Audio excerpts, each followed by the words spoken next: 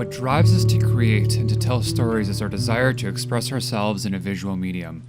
We make art that makes us happy and hopefully in turn motivates others to go out and explore. There is no better feeling than sharing a laugh or a story with a stranger and meeting new people on these journeys. I've always been fascinated with Cuba, Havana in particular. The old cars, amazing architecture, and incredible light. It's a visual artist's dream. The story of home is one I've been wanting to tell for a while. I had previously shot a project dealing with the idea of home, but wasn't happy with it, so never released it. When Brent mentioned that he wanted to check out Cuba, I was extremely excited and thought this may be a good opportunity to revisit this concept. Going into this project, we didn't completely know the story we wanted to tell. We just knew that we wanted to find a way to capture the landscape and culture. We booked our flights and we were set to head to Cuba for 8 days. Although we had visited the Cuban embassy in Toronto prior to leaving for our trip, we just knew that arriving in the country with 4 cameras and a ton of support gear would raise some flags. We were questioned and then questioned again. After all of our gear was jotted down piece by piece, we were able to leave the airport and head to our accommodations to get settled in. Our plan of attack for the project was to first find a casa to not only get closer to central Havana, but also immerse ourselves in the local culture. I haven't had the opportunity to explore much outside of North America, but luckily, Brent was a seasoned traveler, so I figured this wouldn't be very difficult to find. We were able to quickly find one with the help of a local who spoke both English and Spanish. After securing our accommodations for the rest of the trip, we then needed to find both transportation and a fixer. Our original fixer was a no-show, so we decided to attack the streets for our initial scout solo. A few hours into day 2, we came across a really cool car, and the driver happened to speak great English, so we asked him if he'd be interested in hanging out with us for the rest of the week. This was the best decision we made on the entire trip, as he acted as our fixer, driver, and tour guide. For the rest of the trip, our goal was to capture a variety of perspectives through vignettes. We had a few specific segments we wanted to capture, but also wanted to be flexible and capture different vignettes as we came across them. Gear-wise, we took a hybrid approach and shot both Nikon and Canon. I shot with the Nikon D800s and Brent shot with the 5D Mark III. It was interesting to see in post how we were able to push each of the images, and it was easy to see how much easier it was to push the images that came out of the D800. For support gear, we had the Kessler Pocket Gym Traveler, Kessler Stealth, the HD4000 Glide Cam, and a monopod. One of my favorite sequences that really fell into place was a tobacco farmer. On day 2 of our time with the fixer Jadir, we wanted to head into the countryside to explore a tobacco farm operation, and Jadir brought us to the perfect spot. Everything just seemed to fall into place as there were many magic moments on this farm, from the clothesline to the tobacco drying shed.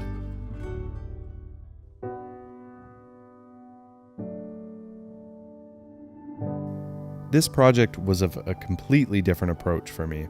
My background is photojournalism, and working as a photojournalist means you only shoot real moments as they are happening. There's no returning to a place to recreate or work on a scene. It was amazing to step away from those traditional boundaries and try something completely different. For example, take the shots of the car in the garage. The day before we shot the car in the garage, Preston and I stumbled upon the place during one of our walks. We were both immediately attracted to the giant shaft of light that was pouring through the upper level. We both shot a little sequence of a person on a motorcycle leaving the garage, but the magic wasn't quite there. The next day, Preston decided we should try to find the garage again. I'm not going to lie, I thought the idea was crazy. To me, without any sort of coordinates, I thought there was no way we were going to just return and stumble upon the place in an unfamiliar city of more than 2 million people. We gave the idea of finding the place about 20 minutes, and sure enough, as fate would have it, Preston found the place as we rounded a corner. This sequence really seemed to fall into place. I've always had a decent sense of direction, but can honestly say I started to question myself after the first 10 minutes. Luckily, both Jadir and Brent were up for a bit of exploring to find it. Once we got to the location, everything seemed to fall into place. We noticed a bit of water dripping from the roof, and at one point during filming, the intensity of water increased and we got excited, so asked Jadir if he could do another take. He looked a little apprehensive but went along with it. Later, he informed us that this was grey water from the ladies that were mopping upstairs. He got soaked, but he was a great sport about it. We definitely feel the story would not have come together the way it did without meeting our driver, Jadir. Jadir is the man in the blue taxi. He was our fixer, driver, star of the video, and friend by the end of the trip. He taught us so much about the culture and landscape of Cuba and really led us into the heart of the story. When approaching the story, we wanted to make sure it was as authentic as possible. We took everything we had heard and observed about the culture and crafted a story around it. We then partnered with Bo Stevenson, who then took our script and translated it into Spanish with the help of others more closely linked to the culture. The voice actor's job is to bring continuity to what's happening on screen, especially as a narrator. The job of telling this story in a way that is interesting and engaging and thought-provoking is an important job. And usually to do this, I'm given a script and I go through and break it down and interpret it with the help of the director. And I do my thing. I perform and give them what they need, and then I walk away from it, and that's that. But on this, it was a little bit different because Preston approached me and gave me a script and said, hey, we need this translated to Spanish, and we also need you to be a collaborator. We need you to be creative. We basically need you to be artistic and do something that not the normal person would do who's doing your thing. And what he meant by that and why he slipped into a thick Nacho Libre accent, I have no idea. But what he meant was, we need you to bring more to this than you normally do to projects. And I don't think he meant like that I don't bring my whole self to projects. I just think he was giving me the reins and giving me the responsibility to do something that would be a little bit more interesting for me. And as a result, I've had an incredible experience thinking about what home is for me and taking a step back and looking at my life and realizing that for the last 7 years, I haven't felt like home was a place that I could ever go back to. Realizing that has been a profound experience for me, only because I realized that home is where you need it to be. Home is where love is. Home is where safety and refuge is. And it doesn't have to be a structure. I actually think that place has less to do with it. That's what I've learned from this project, is that we look back to a place in our lives where we felt like we were home. And for a lot of people, for most of us, and specifically in this piece, this character is looking back and realizing that this nostalgic, magical part of life, this childhood that seems so perfect, is just a memory.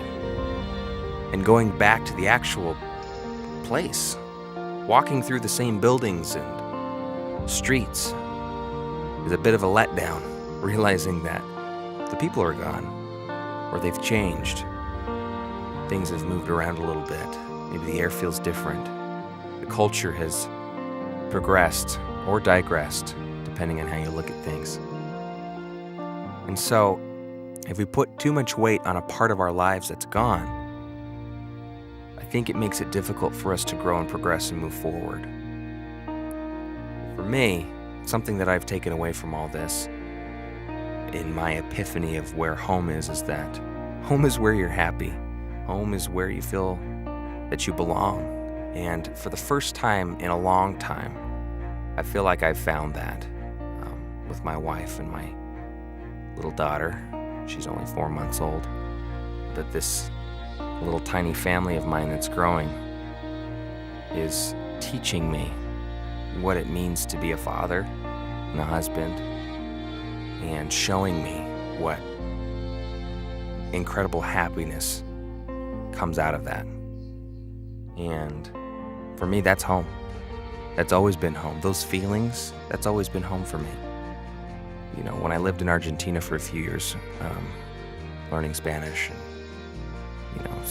serving the people there. And then coming home and having my parents separated and mom moved and siblings gone and friends moved away and new buildings built and high school totally torn down and changed names. And all these things that had happened made me realize that, things aren't going to be like they used to. And so I don't think everybody has that kind of experience. Sometimes it's a separation of years or decades, and you look back and it's been a gradual process. But you think back to that magical, nostalgic time with yearning. It's like you want to go back so badly. But you know that you can't because you're where you are now. But I think people who have been separated from a place since that time feel a yearning, and they feel like they need to go back and reconnect. They'll find that place again. And I think I related to this character so much because that's what happened to me. I went back and it wasn't there. It was gone. The home that I thought I would always be able to go back to was not the same home anymore. And that's what this character experiences. And anyone who has to go through that it can say with certainty that it is traumatic, and it causes you to ask life questions, but it's also an important part of growing and moving forward. And for me, that's exactly what I've had to do. It's not necessarily been an easy process, but it has been a positive one, and one with a happy ending, I'd say. When we approached the story for this film, we really wanted to make people think about what home means to them. We wanted to make people question what is important in their lives and really help them define the environment that they want to grow and foster in.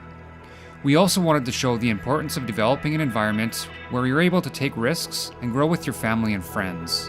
With this short film, we were really trying to make people question what life's about.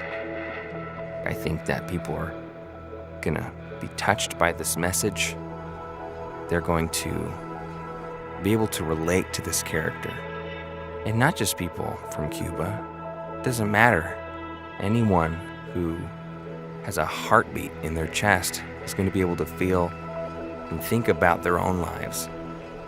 This trip really taught me about teamwork and working together to take advantage of each other's strengths. I'm completely used to working by myself on projects. It was truly refreshing to come together as a team for this story. Like any trip, I learned a lot from my time in Cuba. I learned the importance of traveling with someone who is willing to take risks and is driven.